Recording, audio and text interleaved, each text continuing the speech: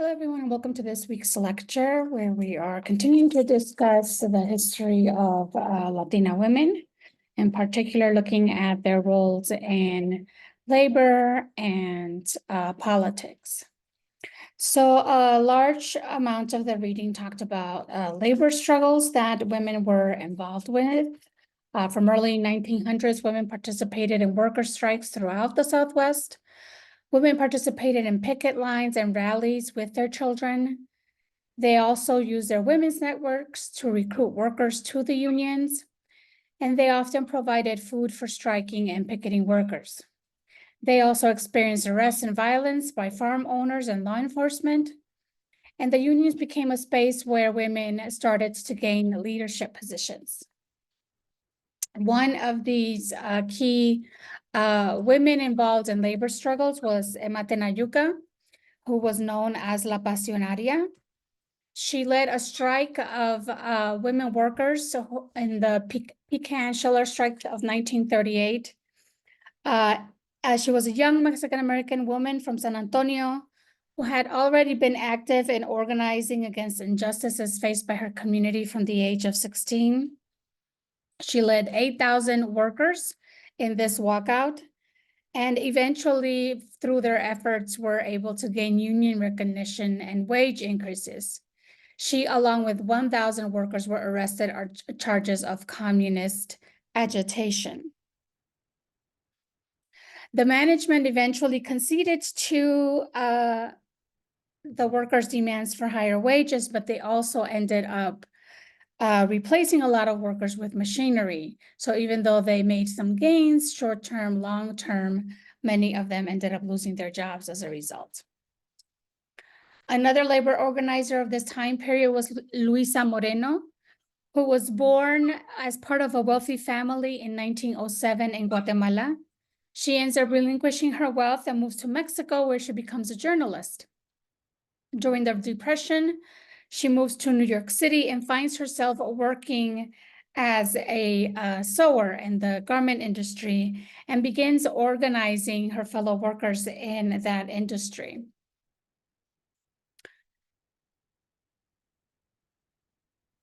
She ends up becoming a professional organizer, organizing workers throughout the country, including Florida, Texas, and Los Angeles. She was a key organizer and leader of the Ucapawa Union, which was a major union, especially in the Southwest. She also co-founded the Spanish-speaking People's Congress in 1939, which was a civil rights type of organization that held its first Latino Civil Rights Conference. And she also organized around police brutality and supported the rights of immigrants. She eventually was deported in 1950 with the rise of anti-communist sentiment and was considered a national threat and was targeted for deportation. Another area of labor in which Mexican-American women contributed was during the World War II efforts. As some of you may already know, because many of the men in the country had left to participate in the war. This meant that many women came out of their traditional domestic roles into the workforce. One of these areas of work was working in defense plants. And so you may have heard of the term Rosie the Riveter. Well, we also had Mexican-American women who were working as riveters and were known as Rosita the Riveter. This experience allowed women to mix culturally in the workplace with other racial ethnic groups that in some of these interactions led to intermarriage. It also allowed them for some economic mobility and social freedom because now there were income earners as well. However, this experience didn't come without its costs. Many of them experienced sexual harassment from their white male supervisors. Another strike that is very well known, particularly because of the role of women, is the Salt of the Earth strike. In this strike, which took place in New Mexico, the mine mill workers went on strike for better wages and working conditions. the court injunction ends up prohibiting the minors, the husbands, from picketing.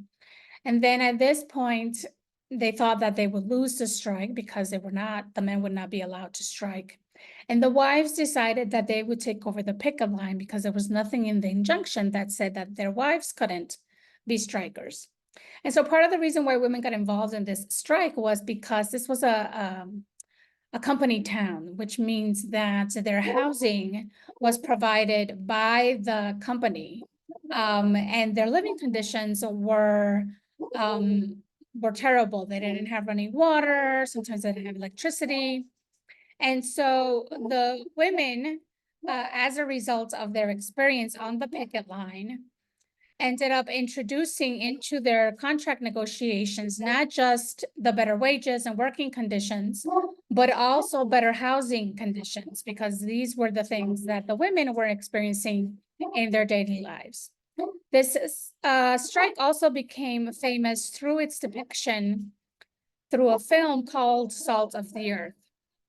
I apologize if you hear my dog barking like a lunatic in the background.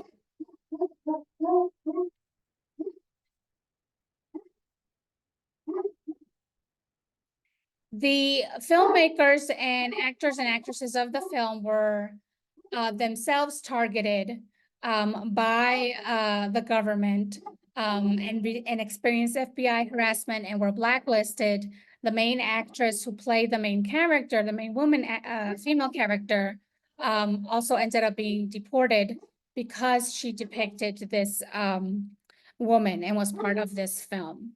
So if you have an opportunity to watch this film, I highly recommend it because you really see the gender dynamics of this strike.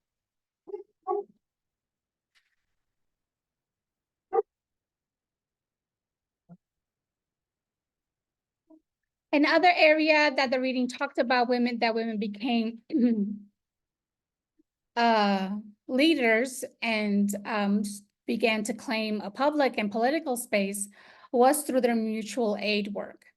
Mutual aid societies provided support, networking, and services among Mexican American communities. These were usually services that they could not receive from the mainstream, mainstream organizations. Some of these organizations were specifically for women. Others had women's auxiliary groups. The reading provided a couple of examples of some of these organizations. One was the Lemon Grove Neighbors Committee, which brought a successful desegregation lawsuit in California in 1930. Another organization was La Cruz Azul, which was created by the Mexican consul throughout the US and provided healthcare, education, and social services. This kind of work allowed women to have a public political space while still upholding traditional gendered domestic roles. The reading also gave a few examples of women who were involved in politics. One of these was Adelina Otero Warren. She participated in the suffragist movement in New Mexico and was influential there in making sure that women were able to get the vote. She ran for House of Representatives in 1922. However, her election was tarnished by her cousin and former governor of New Mexico, who made public that she wasn't a widow, but a divorcee. And so you can see then sort of the dynamics of this time period where a divorced woman had a significant stigma attached to her instead of a widow. She was an interesting figure in terms of, her politics. Even though she was against bilingual education, she was in favor of cultural affirmation in schools.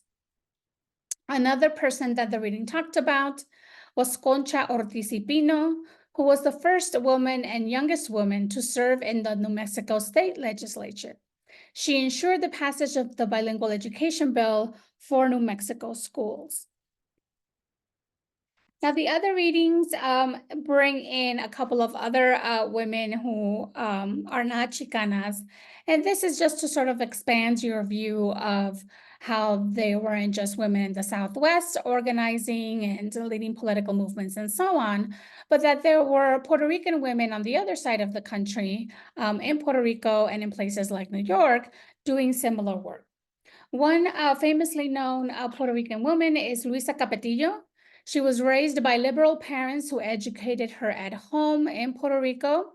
She was a reader at cigar factories, and cigar factories, particularly in the early 1900s, were a major source of labor for many Caribbean workers, particularly Cubans and Puerto Ricans.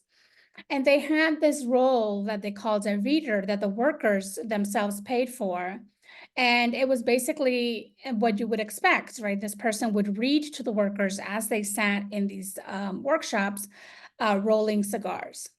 She was arrested for wearing pants as a woman. This one's not something that was acceptable during this early time period in Puerto Rico. She ended up organizing workers in Ybor City in Florida, New York City, Cuba, and Puerto Rico.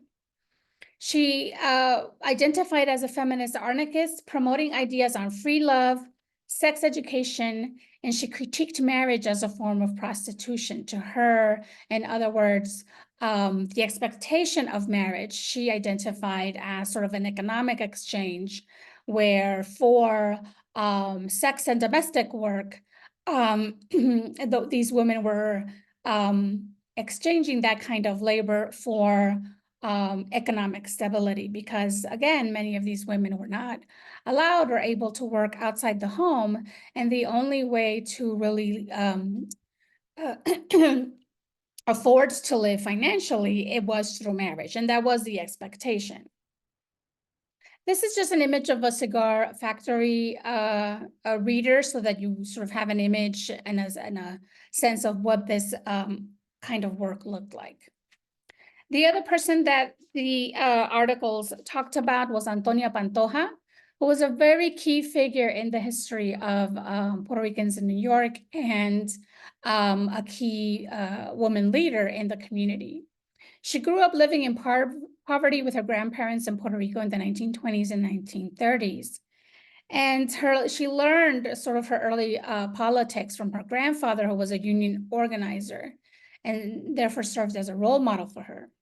She continued her education beyond the 8th grade with the support of an uncle, which was very unusual for poor children to continue their education beyond the 8th grade.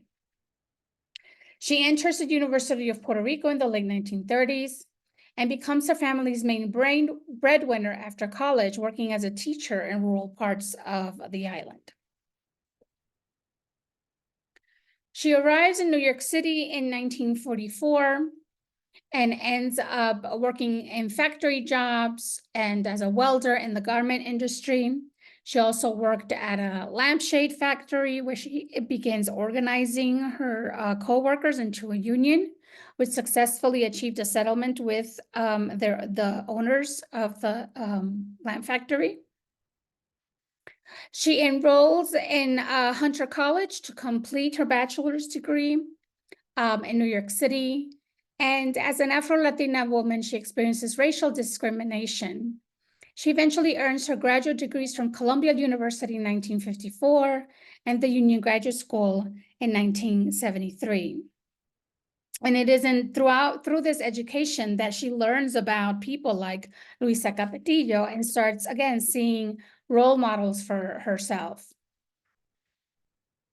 Her activism begins with her involvement with one of the first formally organized youth-led Puerto Rican organizations in New York, the Hispanic Young Adult Association. And this was while she was a student at Hunter College in the early 1950s. She eventually is part of creating the Puerto Rican Association for Community Affairs. And from there, she moves on to create the Puerto Rican Forum, which was an organization dedicated to supporting institution building in the Puerto Rican community in New York and develop Puerto Rican leadership. From here, she forms the most impactful organization that she creates, which is Aspira. And Aspira is was founded in 1961. And the organization was created essentially as a retention and recruitment kind of organization for Puerto Rican and other Latino youth, beginning in New York City, but it ended up spreading to other parts of the United States. And so the model was to create Aspira clubs in high schools, offer tutoring and classes on Puerto Rican culture, and used Puerto Rican cultural rituals to empower students, such as the indigenous ritual called the areito. In 1972, Aspira is successful at having the Aspira consent decree passed, which was a class action lawsuit against the New York public city school system, demanding the right to an equal education and guaranteeing the right to bilingual education for language minority children in the city. Through fundraising, the organization makes connections to the Puerto Rican government, major U.S. foundations, and corporations. Many people, because of her leadership experience, encouraged her to run for office. However, she would decline because she didn't want her personal life to be scrutinized by a political campaign. Her personal life being that she was a lesbian and was living with a woman at the time. And she sort of kept that part of herself very private. One, it's a generational kind of a response to homophobia, but it was also her way of being able to continue to have a public kind of political persona and be able to continue her political participation and contributions in the area of education without jeopardizing those efforts because of any homophobia that might come her way should she bring her relationship into the public arena. After Aspira, she continues to influence educational areas. She is part of the creation of Boricua College in New York. She co-founded with her partner, Mina Perry, the Graduate School for Community Development in San Diego. She decides to move to Puerto Rico due to health issues, but cannot remain fully retired. She creates an organization there called Producir. Eventually, she returns to New York City in 1999 to continue Aspira-related work and to mount a historical recovery project. In 1996, she's awarded the Presidential Medal of Freedom, and she dies in 2002 of cancer. So this ends our lecture for this week. I look forward to your thoughts about all of these amazing women in your discussion posts. Have a wonderful week.